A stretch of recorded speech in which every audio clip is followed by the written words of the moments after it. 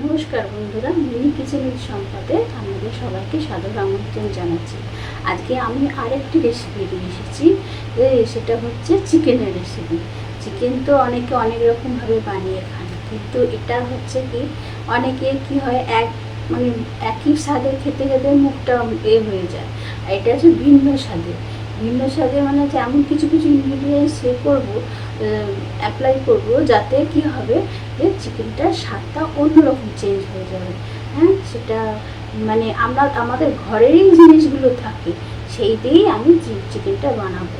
আচ্ছা, এখন একটু বর্ষার সিজন আছে, হ্যাঁ, সুতরাং এই সময় একটু খেতে ইচ্ছা করে সবারই, সেই জন্য আমি রেসিপিটা নিয়ে এসেছি। দেখুন, এবার এই জিনিসটা করতে আমার কী কী লাগবে। আর এইটা মাংসটা ম্যারিনেট করার জন্য একটা মশলা করতে হয়। সেই মশলাটা হচ্ছে আপনার এই গোলমরিচ দেবো, আর জিরে, আর শুকনো লঙ্কা। এই তিনটে জিনিসকে আমি কি করেছি, থেতো করে বেটে রেখে দিয়েছি এখানে তাড়াতাড়ি করার জন্য। এটা হচ্ছে গোলমরিচ, জিরে, শুকনো লঙ্কা, এটা বেটে রেখেছি। এইটা দিয়ে আমি করেছি কি, মাংসটাকে একটা ম্যারিনেট করে রেখে দিয়েছি আধ ঘন্টা আগে। ঠিক আছে, এবারে আর কি কি লাগবে, ওই হলুদ গুঁড়ো তো লাগবেই, এবার নুন তো লাগবে, গরম মশলা লাগবে, ধনে গুঁড়ো লাগবে। আর মাংসটা করা হবে দুটো তেল দিয়ে, সর্ষের তেল প্লাস রিফাইন তেল। এই দুটো তেল দিয়ে আমি মাংসটা করব। আর কি লাগবে, আর লাগবে হচ্ছে এবারে হচ্ছে পেঁয়াজ লাগবে, আর রসুন লাগবে। আদাটাকেও আমি এর মধ্যে দিয়ে দিয়েছি। ঠিক আছে, আর একটা জিনিস লাগবে, সেটা হচ্ছে লেবু। এই লেবু দিয়ে মাংসটাকে আমি একটুখানি জারিয়ে রাখবো। ঠিক আছে, এইটা হচ্ছে আমি চারমগজ বাটা আর মানে বাদাম, আমাদের ঘরে তো কাঁচা বাদাম থাকে, সেই বাদামকে আমি বেটে রেখে দিয়েছি। ঠিক আছে, এইটা লাগবে। আর আর আমরা তো বাঙালি, বাংলায় মাংসতে আলু ছাড়া ভাবতেই পারি না, সেই জন্য আলুটা লাগবে। আলুটা অপশনাল, আলুকে দিলেও দিতে পারেন, না দিলেও না দিতে পারেন, এই হচ্ছে ব্যাপার। আর এখন তো টমেটো এর জন্য টমেটো সস দেবো আমি। ঠিক আছে, এইগুলো জিনিসগুলো আমার লাগবে। ঠিক আছে, এবার দেখুন আমি মাংসটা কি করে করি। এই ম্যারিনেটের যে মাংসটা, আমি এই যে আদা, জিরে, গোলমরিচ দিয়ে যে ম্যারিনেট, নুন, লঙ্কা, হলুদ আর গরম মশলা দিয়ে আমি ম্যারিনেট করে রেখেছি, এই মাংসটাকে এবারে আমাকে লেবুর রস, একটুখানি লেবুর রস দিতে হবে। একটুখানি, এতগুলো ঝাল পড়ছে তো আপনার, আদাটাও ঝাল, তারপরে জিরে, গোলমরিচ সবই ঝাল, সেই জন্য একটু ওর স্বাদটাকে কাটানোর জন্য একটু লেবুর রস দিয়ে দেবো। তাতে কি হবে, জিনিসটা ব্যালেন্স হয়ে যাবে। অনেকে লেবু না থাকলে ভিনিগার দিতে পারেন, কিন্তু লেবুটা দেওয়াই ভালো শরীরের পক্ষে।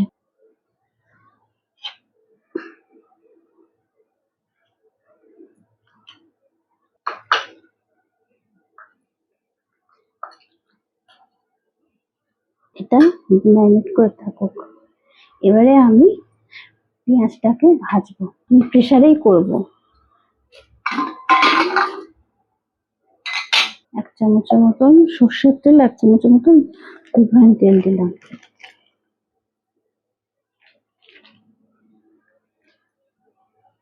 দিয়ে এবার তেলটা গরম হতে দিতে হবে। একটু গরম হয়ে গেছে, এবারে আমি এর মধ্যে অল্প একটু জিরে ফোড়ন দেবো। জিরেটা ভাজা হয়ে গেছে, এবার এর মধ্যে আমি কুচিয়ে রাখা পেঁয়াজটা দিয়ে দেবো। পেঁয়াজটা যাতে তাড়াতাড়ি নরম হয়ে যায়, সেই জন্য এর মধ্যে আমি অল্প একটু নুন দিয়ে দেবো।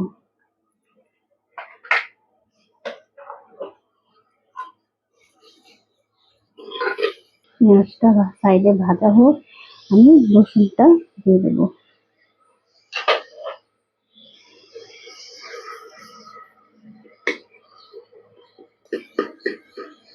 রসুনটা একটু একটু ভাজা হয়ে গেলে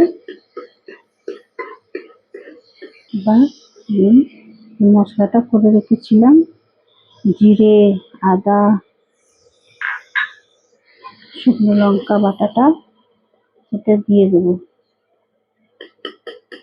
এটা করতে বেশি সময় যায় না, শুধু জোগাড় করতে যতটুকু সময়।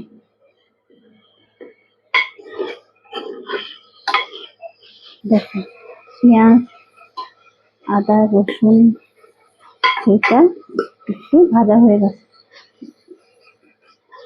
নরম হয়ে গেছে। যেহেতু মাংসের মধ্যে আমি হলুদটা অল্প দিয়েছি, লঙ্কার গুঁড়ো দিয়েছি, সেই জন্য এই পেঁয়াজ ভাজার সময় হলুদটা আমি কম করে দেবো। বেশি হলুদ দিলে আবার তিতো হয়ে যাবে। হ্যাঁ, এই জন্য একটু মাংসে অল্প ছোট চামচে 1 চামচ দিলাম। ওর মধ্যে আমি ধনে গুঁড়োও দিয়েছি।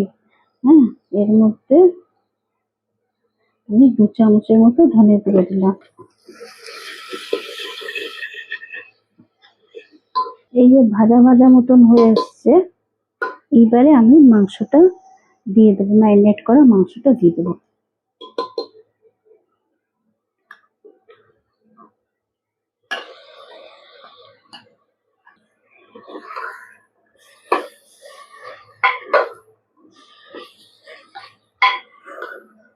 যেহেতু মাংসটা ম্যারিনেট করা ছিল, সুতরাং এটা বেশিক্ষণ কষানোর দরকার নেই।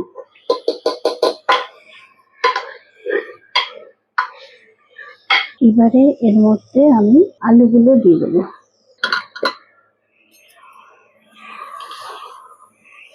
দেখুন, ভাজা ভাজা হয়ে গেছে।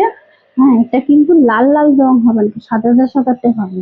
এবারে আমি একটুখানি টমেটো সস দিয়ে দেবো। অনেকে করে কি আলুকে আলাদা ভেজে দেয়, আমি মাংসের মধ্যেই আলুটা কষি। এতে কি হবে, মাংসের যে তেল ঝাল মশলা ওটা আলুর মধ্যে ভালো মতন ভাবে গেলে আলুটা খেতে টেস্টি আসে। হ্যাঁ, আর আলুটা আলাদা ভাজলে পরে, এটা যেহেতু ডাইরেক্ট তেলে ভাজা হচ্ছে না, মশলা দিয়ে ভাজা হচ্ছে, হ্যাঁ, সেই জন্য ডাইরেক্ট তেলে ভাজলে ওটা অনেকটা তেলটা অ্যাবজর্ব করে, শরীরের পক্ষে ভালো না। আমি এইরকম ভাবেই করি, এতে কি হয়, এটা জিনিসটা মানে শরীরের পক্ষে ভালো হয়।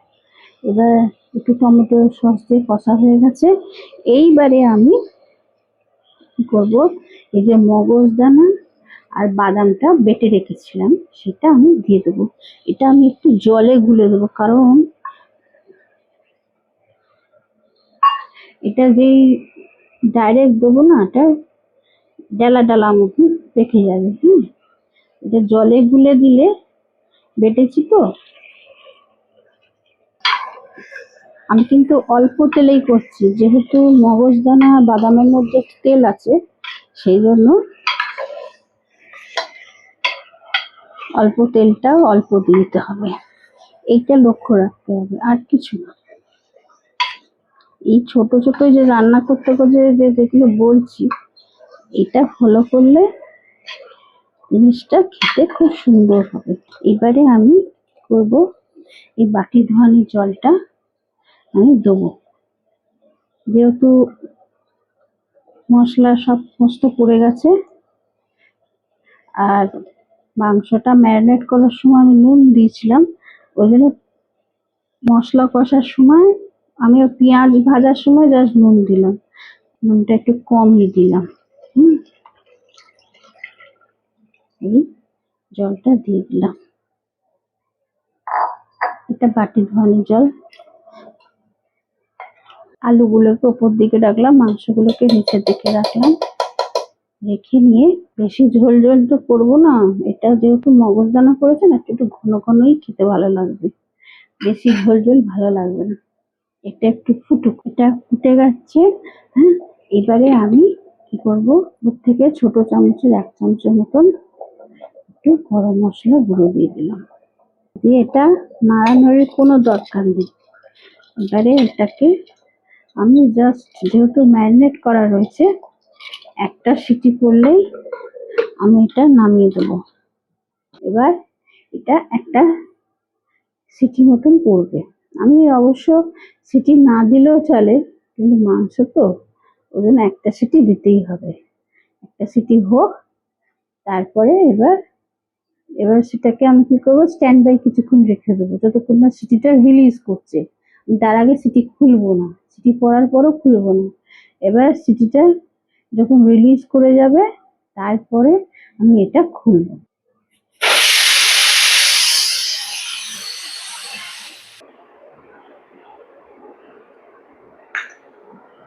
দেখি দেখি।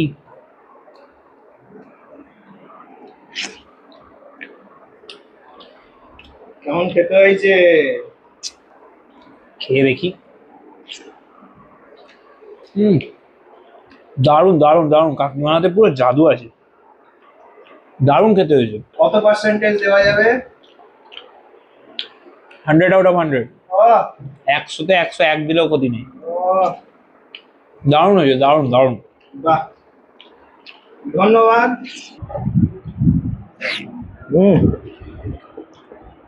আলু সেদ্ধ হয়ে দেখো, আলু সেদ্ধ হয়ে গেছে, আলু সেদ্ধ হয়ে গেছে, আর মাখনও মনে সেদ্ধ হয়েছে একদম। আর মাংসটা মাংসটা এখন টেস্ট করেনি, দাঁড়া। রাইট, মাংস পুরো সেদ্ধ হয়ে গেছে পুরো একদম। রাইট, খেয়ে দেখ।